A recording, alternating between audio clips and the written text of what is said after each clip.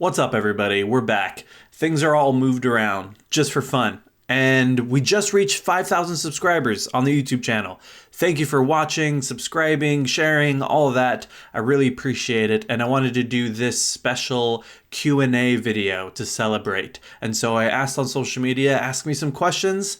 And y'all hit me with a bunch of questions. But before we get to that, I want to let you know I just started a newsletter, like an email newsletter, mostly because I want to have a place where I can update people, especially for those that aren't always on social media and don't want to continue checking social media and don't want to miss any updates. Here's the other thing. When you sign up, I'll send you the introduction to my upcoming book called The God Who Riots, Taking Back the Radical Jesus. It's coming out August 23rd. Yo, what's up? I'm editing this video right now. I also forgot to say that with the PDF of the introduction, I'm going to send you a video as well of me talking about the introduction, what went into the introduction, the inspiration behind it, talking about the contrast of being in these environments where we're expected to be neutral about injustice because we're Christian, and then being in environments where it's just so obvious. Of course, our faith is connected to our passion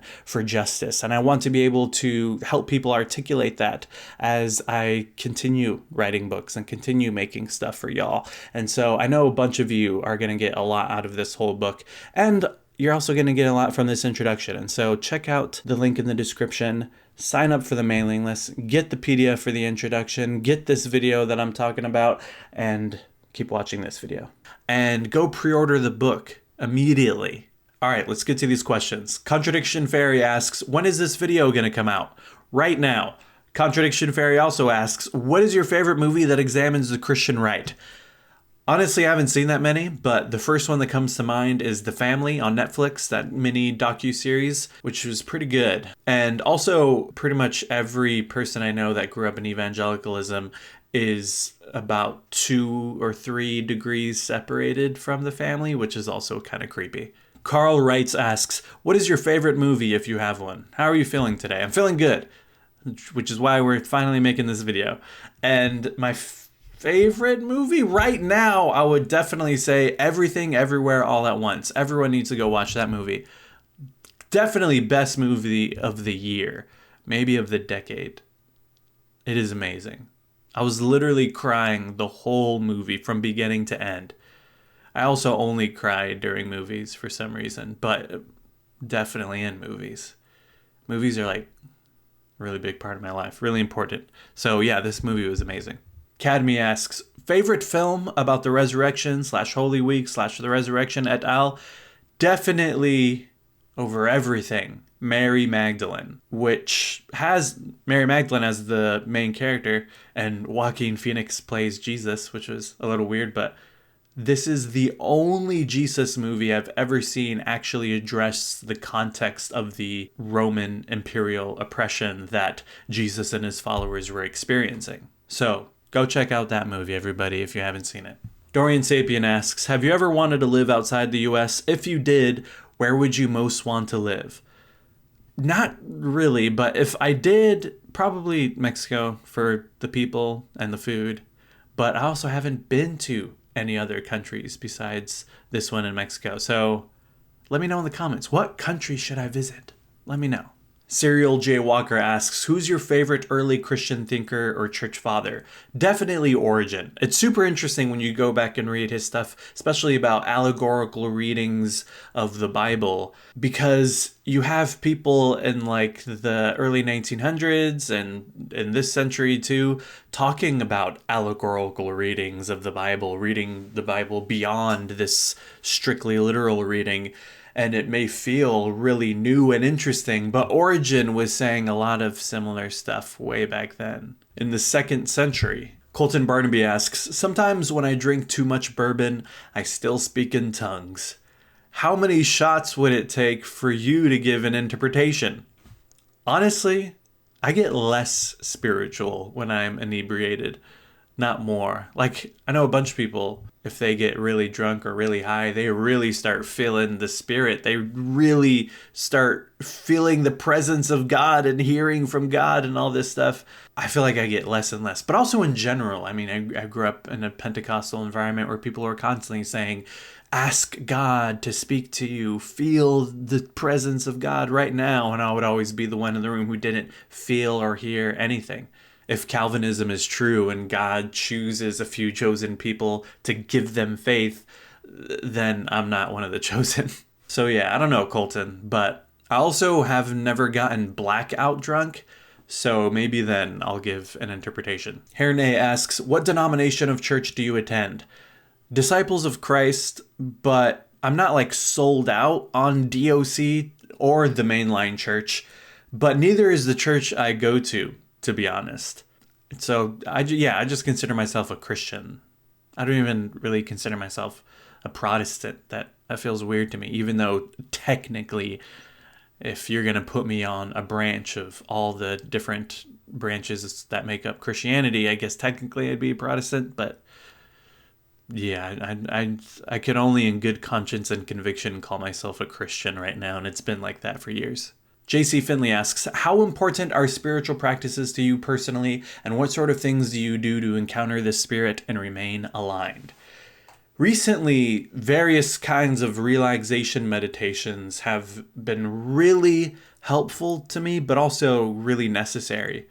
Like, in a way that I feel like I'm getting my life back. I'm healing myself. I'm rescuing myself. Because for a very long time, my mind has just been crowded and constantly going to where I just feel stress all day, every day. And I got into this pattern of thinking that I need to be constantly moving in my mind, moving fast in order to get anything done, in order to make the stuff that I want to make.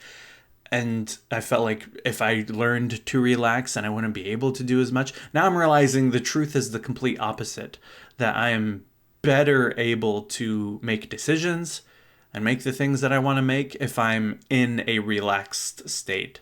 And then in general, I'm also more open to inspiration, open to new ideas, and open to the Spirit. So yeah, that's been a big priority in my life lately. Yukaya asks, what is your favorite video on YouTube?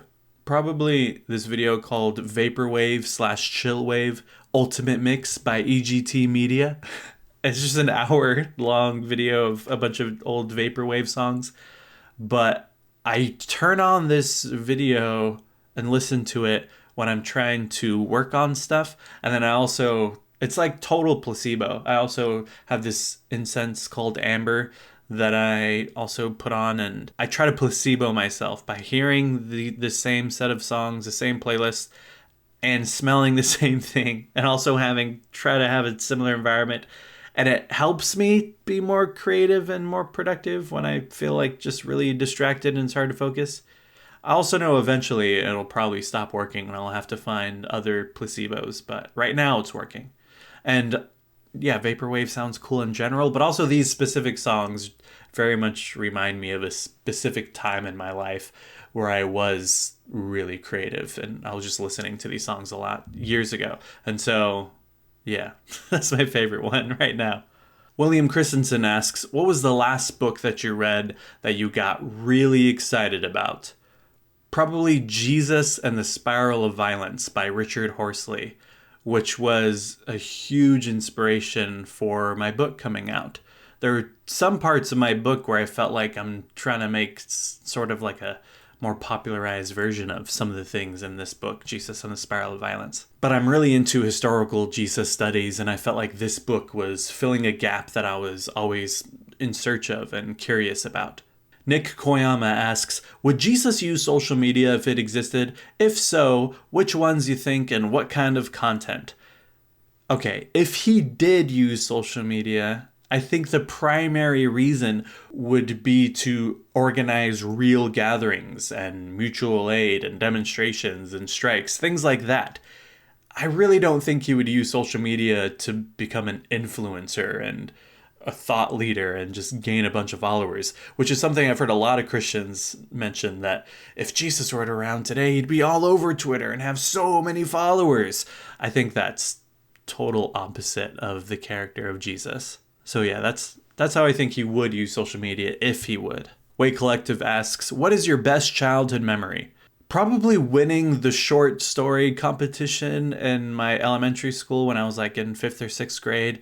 And I got this really big Hershey's bar as a reward. But then I also got to go to this local writers convention with all the other writers who won in their elementary schools.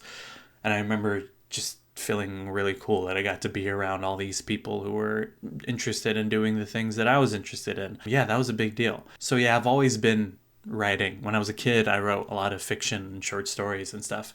And now I'm coming out with a book this August, so that's really cool. Isaiah's Co UK asks, what sacrifices did you make to just go full send on your dream, and how does it feel now? I'm assuming he's referring to me writing the book, because I've always known I was going to write a book since I was a little kid. I just didn't know what kind. And then when I realized that I would probably write a book about theology and culture in some way about 10 years ago, I just didn't know specifically how. And at the core of myself, I've always been an artist, whether that was through music or film or poetry, now writing books. And so with that has come this constant need to make stuff and get better at making stuff. So yeah, the first thing is staying committed to that part of myself and making it a big part of my life. And then the second thing is a weird one that I don't really recommend, and that's almost dying from an overdose of anti-anxiety meds in 2015. And when I experienced that, I felt like, oh yeah, death can happen at any moment. So I should actually live as if I can die tomorrow and try to spend more time doing the things that I want to do before I die. So that honestly has always been a weird motivation that's just always been in the background. Thomas Pace asks, would you ever start a podcast? And other people have asked me this recently too. And I did have a podcast back in 2017 and 2018. And I started it after I left the evangelical church, and I was finally able to be honest about all the things that I actually believed. And I started it with a friend who was coming from a little bit of a different background. So eventually I felt like I couldn't really do the podcast anymore, and I got into other stuff. And then eventually I just felt like I didn't want to pay the hosting fees to keep this podcast up, just for a whole lot of reasons. But that very much feels like I was just trying to figure out what I was going to do while I was doing that podcast. But anyway, now I do a lot of things with the videos and streams and the book. And so I feel like if I were to start a podcast, it would need to happen, I think very naturally. I would need a producer or something to do a bunch of the work. If I were to start a podcast, it would need to make sense, and it would need to feel necessary instead of just doing a podcast just to do a podcast. Mala asks, what's the most important social issue facing Christ followers in America? I think dismantling the cis hetero patriarchy that all kinds of Christian institutions are legitimizing every single day. Christians got to be a part of that work too. It's literally destroying the world. And part of that is standing up for trans rights while some of these oppressive policies have recently been trying to get passed. And Christians got to take responsibility for a lot of the transphobia in the United States. And part of that is also standing up for the right to abortion. Abortion should not be a religious issue. And before the moral majority manipulated a lot of evangelicals to be anti-abortion, 5 years after Roe v. Wade was passed, a lot of evangelicals were pro-choice. It was just obvious. So yeah, we got a lot of work to do. Raffin asks a bunch of questions here, but I feel like they're really important and they're all related, and I'm going to try to answer them quickly because each of these videos could also easily be a whole video in itself. But let's get through these questions. They ask, what, if any, anti-capitalist tendency do you subscribe to and why? In general, I am a Marxist, but I'm not dogmatic about it. So for the specific kind of Marxist, that's not really that important to me. Although over the last couple of years, I've been more and more into Italian autonomist stuff, But I think there's just so many more important tasks than making those distinctions. They also ask, is there a difference between leftist infighting and actual disagreement about our core values and the kind of society that, for example, Marxists versus anarchists want and seek? Yeah, there's definitely a difference. But I think the mistake that some leftists make is treating the leftists that they disagree with as if the class struggle is against those other leftists and not against the ruling class who own and control everything, and I'm sure are very glad that we're struggling against each other instead of against them. But I also think a whole lot of that infighting is mostly internet bullshit that dissolves when you actually interact with these other kinds of leftists and real life local groups. And lastly, they ask, any ideas on how churches can use their infrastructure, connections, and resources to be centers of anti-capitalist organizing and to form dual power structures to supplant the state? And yeah, churches should figure out what local organizations are in their area, research them, connect to them, figure out how they can use their resources and infrastructure to support these local organizations, as opposed to what we often see where churches feel the need to start and lead everything they're involved in. We need way less of that. Best Case Scenario asks, what do you want to achieve on your platform before 10K subs?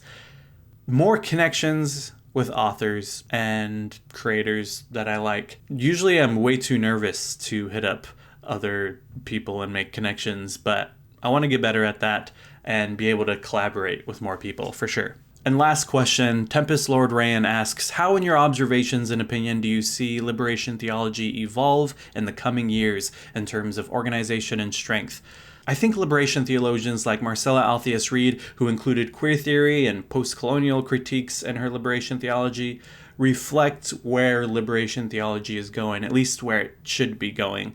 The critique has got to be wider, and the wisdom has got to be wider than it was in the 70s and 80s. So wide that I'm honestly not sure if liberation theology will be used as a term in the future. But the spirit of it will. And as it strengthens and inspires organization, there will be all kinds of terms and labels for this spirit.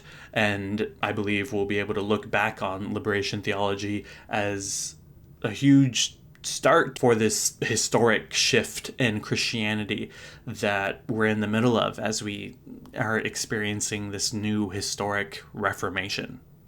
And I also hope I get to contribute to part of that reformation, especially with this book. And I want to help people find ways to express their faith in healthier and responsible ways as we're in the middle of this huge change in Christianity, because we're in the middle of a huge change in the world. So yeah, thank you for your support, everybody. Thank you for subscribing. Make sure to go pre-order the book. Make sure to go sign up for the newsletter. And thank you especially to all my patrons. If you want to support my work, go sign up for the Patreon, patreon.com/Damon Garcia. Thank you so much, everyone over there. It really helps a lot. And I'll see y'all in the next video. Bye-bye.